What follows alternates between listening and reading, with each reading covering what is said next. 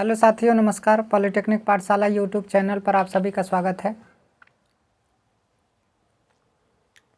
आज आपको ट्रांसफार्मर की इफ़िशेंसी पढ़ाएंगे और इफ़िशेंसी लॉसेस तो आप पढ़ ही चुके हैं, ठीक है। अब इसके बाद क्या पढ़ाएंगे? इफ़िशेंसी पढ़ाएंगे। तो अब यहाँ पे इफ़िशेंसी के बारे में हम क्या करेंगे? डिस्कस करेंगे। अगर मैं कहूँ कि ट्रांसफार्मर की दक्षता क्या होती है तो यहाँ पर हम दक्षता लिखेंगे, दक्षता ऑफ ट्रांसफार्मर, ठीक है। तो ये हमारी क्या हो गई? दक्षता हो गई। हालांकि दिखाई नहीं दे रहा है, तो जहाँ पे दिखाई दे रहा है मैं वहाँ पे लिख दे रहा हूँ, ठीक है। जहाँ पे दिखाई दे रहा है मैं वहाँ पे लिख दूँ दक्षता, ट्रांसफार्मर की दक्षता। ट्रांसफार्मर की दक्षता, देखने वाले नीचे देखें, ठीक है। ट्रांसफार्मर की दक्षता यहाँ पे क्या किया जा रहा है? पढ़ाया जा रहा है। सब ऊपर लिखते हैं, हम नीचे लिख रहे हैं, ठीक है। अब यहाँ पे क्या है अगर ट्रांसफार्मर की दक्षता की बात करें तो हमें पता है कि ट्रांसफार्मर की दक्षता लगभग 98% होती है। किसी किसी किताब में 95% दिया है और किसी किसी किताब में जो है 98% दिया है, ठीक है। तो अब यहाँ पे ट्रांसफार्मर की दक्षता इतनी मैक्सिमम इतनी ज़्यादा क्यों होती है? कारण क्या है ज़्यादा होने का? तो ज़्यादा होने का कारण है कि इसमें मैकेनिकल लॉस क्या होता है? 0 होता है। अब दूसरी बात क्या है कि ट्रांसफार्मर की जो दक्षता होती है वो लॉसेस पर डिपेंड करती है। लॉसेस जितना कम होगा ट्रांसफार्मर की दक्षता उतनी ही ज़्यादा होगी। अगर मान लीजिए इनपुट में हम 100 वाट इलेक्ट्रिकल पावर दे रहे हैं, ठीक है, 100 वाट इलेक्ट्रिकल पावर दे रहे हैं, तो अगर लॉसेस नहीं होगा तो आउटपुट में 100 वाट क्या होगा? मिलेगा। तो बीच में अगर लॉसेस ज़्यादा बढ़ जाएगा तो आउटपुट हमें कम मिलेगा। तो आउटपुट जब कम मिलेगा तो दक्षता भी हमारी क्या हो जाती है? कम हो जाती है, ठीक है। तो इस प्रकार जो है ट्रांसफार्मर की इफ़िशियंसी हमेशा लॉसेस पर क्या करती है? डिपेंड करती है। किस पर डिपेंड करती है? लॉसेस पर डिपेंड करती है। लॉसेस का मतलब लॉसेस जितना कम होगा उतनी ही ज़्यादा ट्रांसफार्मर की इफ़िशियंसी होगी, ठीक है। तो यहाँ पे लिखेंगे दक्षता, नहीं तो लोग कैसे समझेंगे? दक्षता ऑफ ट्रांसफार्मर, ठीक है। दक्षता ऑफ क्या है? ट्रांसफार्मर। अब तो दिख ही रहा होगा, ठीक है। तो यहाँ पे हमने बताया जैसा कि ट्रांसफार्मर की जो दक्षता होती है वो किस पर डिपेंड करती है? लॉसेस पे डिपेंड करती है। थोड़ा इसको डिफाइन कर देते हैं जो लिखा गया है। ट्रांसफार्मर की दक्षता लगभग 98% होती है। दक्षता हमेशा लॉसेस पर निर्भर करती है। लॉसेस जितना कम होगा दक्षता उतनी ही क्या होती है? ज़्यादा होती है। दक्षता आउटपुट पावर तथा इनपुट पावर का क्या होता है? रेशियो होता है। जो दक्षता होती है वो आउटपुट पावर तथा इनपुट पावर का क्या होता है? रेशियो होता है। उसी को हम क्या बोलते हैं? दक्षता बोलते हैं। ट्रांसफार्मर में मैकेनिकल लॉस नहीं होता है, इसलिए ट्रांसफार्मर की दक्षता सभी मशीनों से क्या होती है? अधिक होती है। ट्रांसफार्मर एक क्या है? स्टैटिक डिवाइस है। ट्रांसफार्मर को आप क्या बोलेंगे? स्टैटिक डिवाइस बोलेंगे। समझ में आया? ट्रांसफार्मर को हम मशीन नहीं कह पाएंगे क्योंकि जो मशीन होता है ना एनर्जी का कन्वर्जन करता है, तो ट्रांसफार्मर जो है एनर्जी का कन्वर्जन नहीं करता है। इलेक्ट्रिकल एनर्जी इनपुट में देंगे तो आउटपुट में भी इलेक्ट्रिकल एनर्जी ही मिलती है। तो इसलिए ट्रांसफार्मर को हम जो है क्या कहते हैं? स्टैटिक डिवाइस बोलेंगे। भाई डिवाइस तो बहुत सारी होती हैं जिसमें रोटेटिंग पार्ट, स्टेशनरी पार्ट तमाम सारी हो सकती हैं। देखिए जो डिवाइस होता है उसे हम मशीन भी कह सकते हैं और क्या कहते हैं उसे डिवाइस भी कह सकते हैं। एक डिवाइस ऐसा होता है जिसमें कोई भी रोटेटिंग पार्ट नहीं होता है, समझ में आया? और एक डिवाइस ऐसा होता है जिसमें रोटेटिंग पार्ट और स्टेशनरी पार्ट दोनों होता है। तो डिवाइस को हिंदी में क्या बोलते हैं? युक्ति बोलते हैं। समझ में आया? तो यहाँ पर डिवाइस जो है आप बोलेंगे कि स्टैटिक डिवाइस, इसीलिए ट्रांसफार्मर को स्टैटिक डिवाइस बोला गया। स्टैटिक इसलिए बोला गया कि इसमें किसी प्रकार का कोई भी रोटेटिंग पार्ट नहीं होता है, ठीक है, इसलिए स्टैटिक डिवाइस बोला गया। तो अब यहाँ पे क्या हो, लेकिन मशीन नहीं बोलेंगे। मशीन सिर्फ मशीन, क्योंकि देखिए स्टैटिक डिवाइस को भी हम ये भी एक प्रकार की क्या है? युक्ति है। मशीन भी एक प्रकार की क्या है? युक्ति है। तो दोनों तो डिवाइस हुआ ना, तो इसलिए यहाँ पर स्टैटिक डिवाइस बोला गया। लेकिन यहाँ पे स्टैटिक मशीन नहीं बोलेंगे। स्टैटिक मशीन नहीं बोलेंगे, गलत हो जाएगा, क्योंकि मशीन जो होता है एनर्जी का क्या होता है? कन्वर्जन करता है, ठीक है। तो यहाँ पे ट्रांसफार्मर एनर्जी का कन्वर्जन कर नहीं रहा है, तो इसलिए ट्रांसफार्मर क्या है? एक प्रकार का स्टैटिक डिवाइस है। तो यहाँ पे क्या होगा? तो दक्षता बराबर आउटपुट पावर बटे क्या हो जाता है? इनपुट पावर हो जाता है।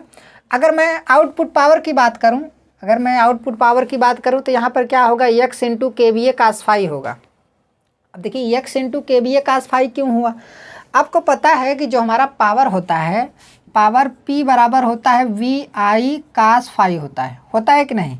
तो इसी को लिख सकते हैं VA cos फाई लिख सकते हैं।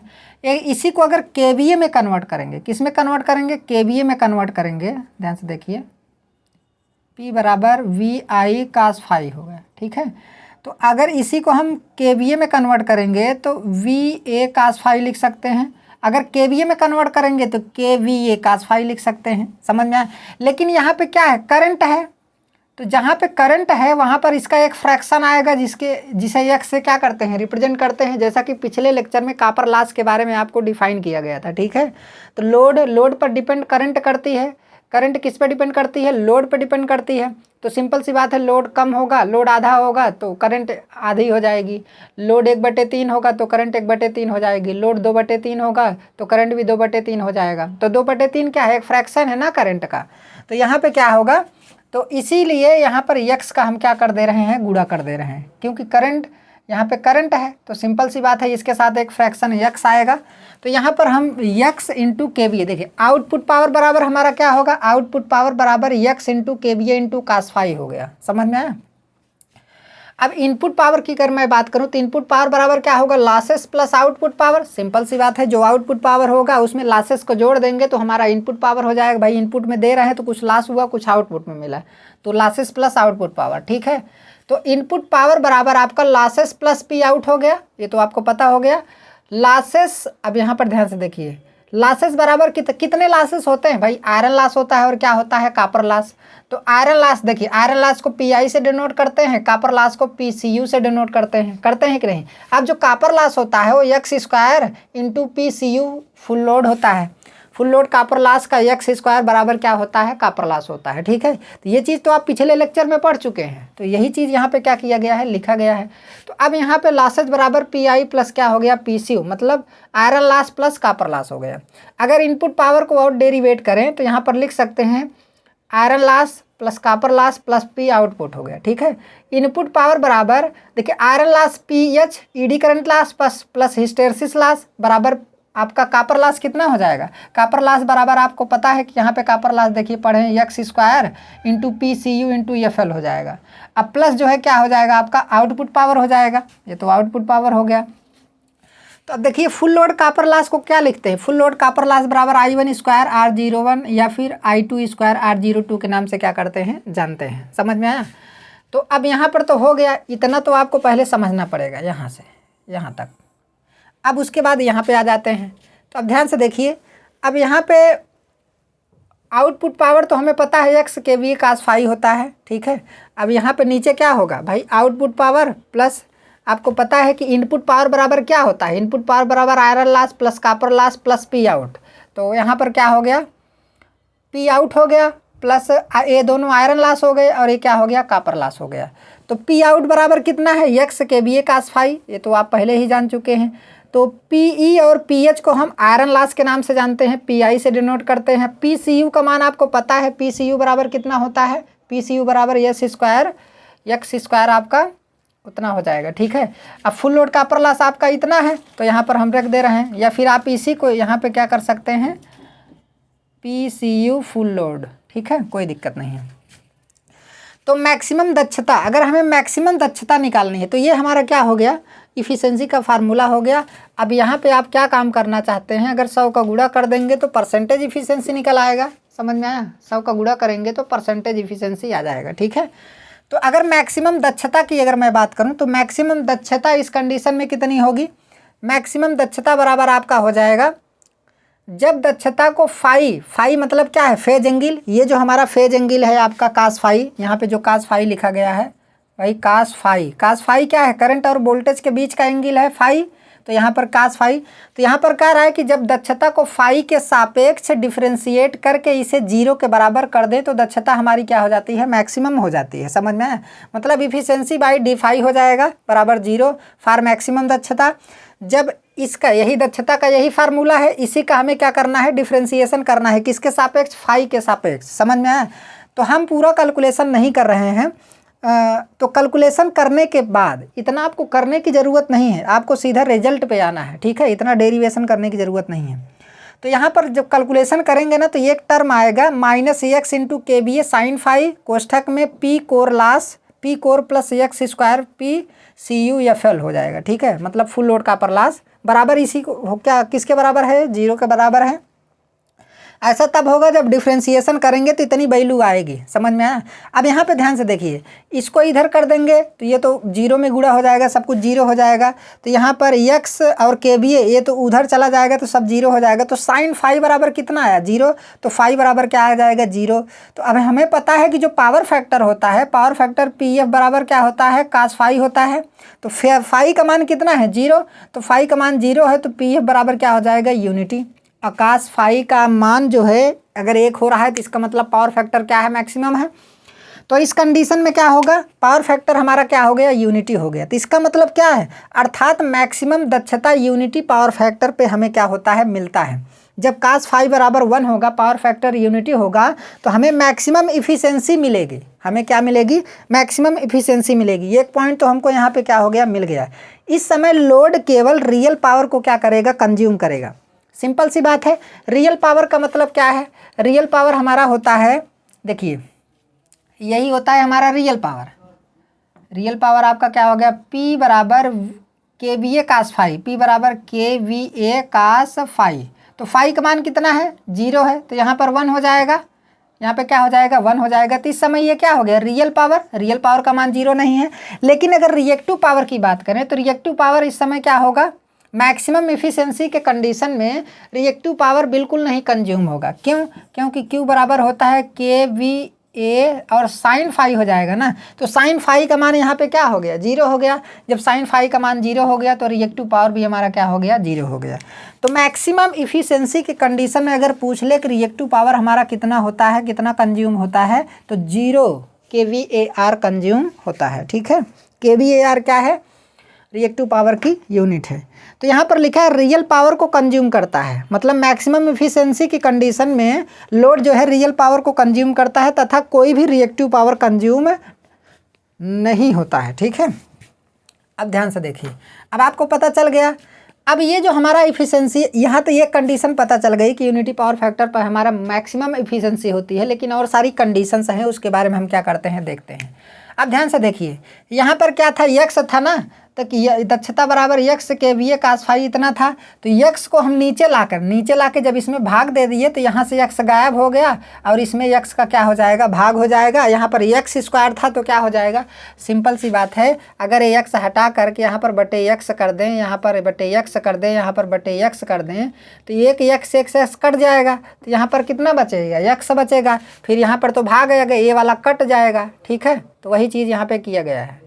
अब यहाँ पे क्या है, ये हो गया फॉर मैक्सिमम दक्षता। मैक्सिमम दक्षता के केस में जो डिनोमिनेटर है शुड भी क्या होना चाहिए, मिनिमम होना चाहिए। देखिए, जो हमारी मैक्सिमम इफिशियंसी है उस कंडीशन में KVA शुड भी क्या होना चाहिए, मतलब ये जो डिनोमिनेटर है, नीचे वाला पार्ट है, हर वाला पार्ट, ठीक है, ये क्या होना चाहिए, मिनिमम होना चाहिए। तो मिनिमम कब होगा, जब इसका हम डिफ्रेंशिएशन करके इसको 0 के बराबर कर दें। किसके सापेक्ष डिफ्रेंशिएशन करेंगे, यक्स के सापेक्ष। इसी यक्स के सापेक्ष डिफ्रेंशिएशन करके इसको हम 0 के बराबर कर दें तो इस समय जो डिनोमिनेटर है वो हमारा क्या हो जाएगा, मिनिमम हो जाएगा, और उस कंडीशन में इफिशियंसी हमारी क्या होगी, मैक्सिमम मिलेगी। तो देखते हैं कितना आता है। कैलकुलेशन करने के बाद, हमने पूरा जो है कैलकुलेशन नहीं किया है, इतने का आप क्या करेंगे, डिफ्रेंशिएशन करेंगे यक्स के सापेक्ष और इसको 0 के बराबर कर देंगे। तो कैलकुलेशन करने के बाद 0 प्लस माइनस PI बटे यक्स स्क्वायर प्लस PCUFL आ जाएगा। ये बराबर क्या आ जाएगा, 0 आ जाएगा। तो यहाँ पर अगर देखा जाए तो ये तो माइनस वाला पार्ट है, तो 0 को उधर चला जाएगा, तो PI बटे यक्स स्क्वायर बराबर PCUFL हो जाएगा। तो फुल लोड कॉपर लॉस और ये आयरन लॉस बटे क्या है, ये फ्रैक्शन ऑफ करंट है। ठीक है, तो या फ्रैक्शन ऑफ लोड, आप इसे फ्रैक्शन ऑफ लोड के नाम से भी क्या कर सकते हैं, जान सकते हैं। तो यहाँ पर क्या है, यक्स बराबर अगर देखा जाए तो यहाँ पर देखिए यक्स स्क्वायर बराबर PI बटे फुल लोड कॉपर लॉस आ गया, PI बटे फुल लोड कॉपर लॉस हो गया। तो यहाँ पर अगर यक्स का मान आप निकालेंगे तो अंडर रूट में PI बटे फुल लोड कॉपर लॉस, या फिर इसी को लिख सकते हैं PI बटे I1 स्क्वायर इंटू R01, या फिर PI बटे जो है I2 स्क्वायर इंटू R02, यहाँ पे क्या कर सकते हैं, लिख सकते हैं, क्योंकि दोनों आपस में क्या होते हैं, बराबर होते हैं। तो यहाँ पर अंडर रूट में आयरन लॉस, कॉपर लॉस के क्या, आयरन लॉस बटे क्या लिख सकते हैं, कॉपर लॉस। भाई ऊपर वाला क्या है, आयरन लॉस, नीचे वाला क्या है, कॉपर लॉस। तो यहाँ पर यक्स जो हमारा फ्रैक्शन ऑफ लोड निकल के आ रहा है अंडर रूट में, तो इस कंडीशन में इफिशिएंसी हमारी क्या होती है, मैक्सिमम होती है, कि जब x बराबर अंडर रूट में PI/P full load copper loss आ जाता है तो इस कंडीशन में हमारी जो इफिशिएंसी होगी वो क्या होगी, मैक्सिमम होगी। तो यहाँ पर इसके बारे में दिखाया गया है कि यदि x बराबर अंडर रूट में PI/PCU/FL fraction of full load को ट्रांसफ़र से जोड़ा जाए तो इफिशिएंसी हमारी क्या होगी, मैक्सिमम होगी। मतलब फुल लोड का इतना फ्रैक्शन, समझ रहे हैं, ये तो फ्रैक्शन ही है, फुल लोड का इतना फ्रैक्शन कितना, under root PI/, full load copper loss, ठीक है। फुल लोड का इतना फ्रैक्शन यदि ट्रांसफार्मर के सेकेंडरी वाइंडिंग से इतने लोड को जोड़ा जाए तो हमारी ट्रांसफार्मर की इफिशिएंसी क्या हो जाएगी, मैक्सिमम हो जाएगी। यही चीज़ यहाँ पे लिखा गया है कि यदि x बराबर अंडर रूट में PI/, full load copper loss fraction of full load को ट्रांसफार्मर से जोड़ा जाए तो ट्रांसफार्मर की इफिशिएंसी क्या हो जाएगी, मैक्सिमम हो जाएगी। समझ में आया। फुल लोड का ये जो फ्रैक्शन है, फुल लोड का ये जो हमारा फ्रैक्शन है, इतना अगर ट्रांसफार्मर के सेकेंडरी वाइंडिंग पर लोड जोड़ दिया जाएगा तो हमारा ट्रांसफार्मर की इफिशिएंसी क्या हो जाएगी, मैक्सिमम हो जाएगी, ठीक है। तो इसी को इतना बराबर इतना भी लिख सकते हैं। अब यहाँ पे क्या है, ध्यान से देखिए, आपको पता है कभी यहाँ पे निकाले हैं कि, ध्यान से दे, यहाँ पे PI/S² बराबर full load copper loss, PI/S² बराबर फुल लोड कॉपर लॉस। अगर x बराबर हम क्या रख दें, 1 रख दें तो PI बराबर, यहाँ से तो PI निकालेंगे तो x² full load copper loss हो जाएगा। x बराबर 1 रख दें तो आयरन लॉस कॉपर लॉस के क्या हो जाएगा, फुल लोड कॉपर लॉस के बराबर हो जाएगा। तो ये कंडीशन है, ये भी एक प्रकार की कंडीशन है, मैक्सिमम इफिशिएंसी की कंडीशन है, मैक्सिमम दक्षता की ये क्या है, कंडीशन है। आयरन लॉस बराबर क्या है, कॉपर लॉस, और ये भी मैक्सिमम इफिशिएंसी की क्या है, कंडीशन है। और ये भी मैक्सिमम इफिशिएंसी की क्या है, कंडीशन है कि जब आयरन लॉस कॉपर लॉस के क्या हो जाए, बराबर हो जाए तो क्या हो जाएगा, इफिशिएंसी हमारी मैक्सिमम हो जाएगी। तो मैक्सिमम के केस में अब आपको इतना तो पता चल ही गया होगा, ठीक है। तो अगर मैक्सिमम इफिशिएंसी निकालें तो मैक्सिमम इफिशिएंसी के केस में अब आपको पता है कि यहाँ पर दक्षता है, ठीक है, यहाँ पर दक्षता है, यहाँ पर तो हमारा x था, तो यहाँ पे दक्षता है, तो यहाँ पे क्या हो जाएगा, x तो हमारा ऊपर है, ऊपर वाला तो चेंज नहीं होगा भाई। यहाँ पर जो आयरन लॉस है और ये जो हमारा कॉपर लॉस है, जब ये दोनों बराबर हो जाएंगे तो यहाँ पर क्या आ जाएगा, 2 आयरन लॉस हो जाएगा। या फिर यहाँ पर लिख सकते हैं 2 × copper loss full load copper loss लिख सकते हैं, या फिर लिख सकते हैं कि 2 × आयरन लॉस लिख सकते हैं, ठीक है। तो ये हमारी ट्रांसफार्मर की क्या हो गई, मैक्सिमम इफिशिएंसी हो गई। क्या हो गई, मैक्सिमम इफिशिएंसी। तो इस चीज़ को आप लोग क्या करिएगा, ध्यान से देख लीजिएगा, ठीक है। तो आज का क्लास यहीं तक, धन्यवाद।